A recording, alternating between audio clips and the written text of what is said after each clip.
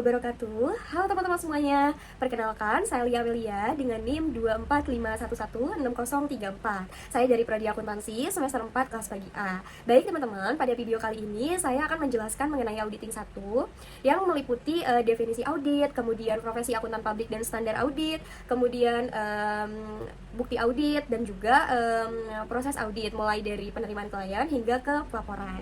Oke, tanpa berlama-lama mari kita simak videonya. Baik teman-teman, pertama kita bahas mengenai definisi audit itu terlebih dahulu. Jadi auditing itu adalah suatu proses pemeriksaan yang dilakukan secara sistematis terhadap laporan keuangan suatu perusahaan.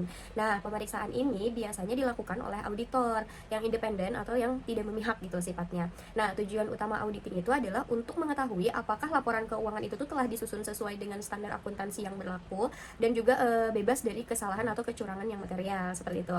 Setelah melakukan pemeriksaan, biasanya si auditor itu akan memberikan opini atau pendapat gitu mengenai kewajaran si laporan keuangan tersebut.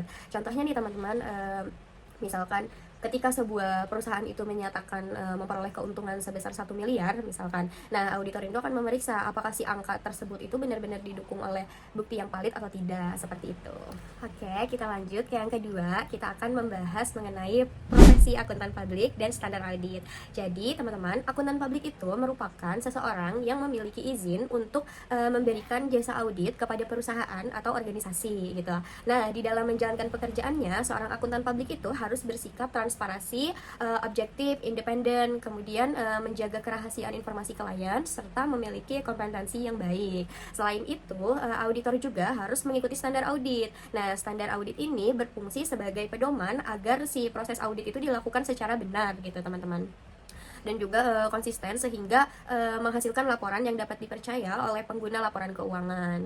Dengan adanya standar audit, kualitas pekerjaan audit juga itu akan menjadi lebih terjamin.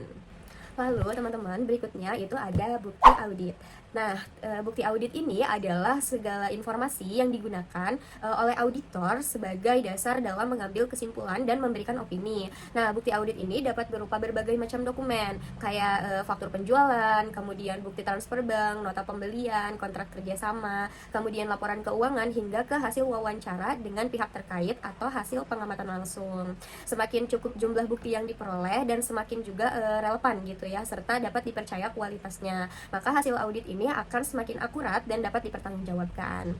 Jadi auditor itu tidak boleh memberikan opini hanya berdasarkan dugaan saja, tetapi juga dia itu harus berdasarkan bukti yang kuat, seperti itu.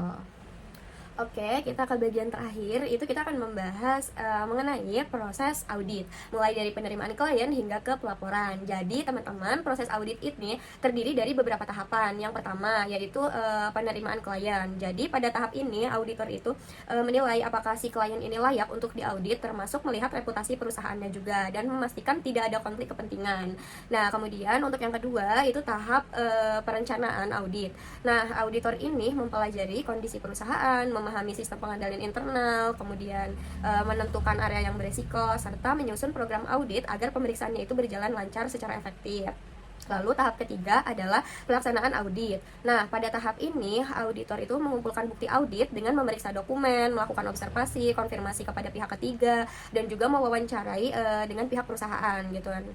Nah, lalu masuk ke tahap terakhir, yaitu pelaporan audit. Jadi setelah seluruh pemeriksaannya selesai, auditor ini mengevaluasi hasil audit dan menyusun laporan audit yang berisikan opini mengenai kewajaran laporan keuangan perusahaan, seperti itu. Demikian penjelasan saya mengenai materi auditing 1. Semoga penjelasan ini dapat membantu kita lebih mudah untuk memahami dasar-dasar auditing. Cukup sekian videonya. Terima kasih. Wassalamualaikum warahmatullahi wabarakatuh. Bye-bye. Yeah, yeah, Bobby Valentino.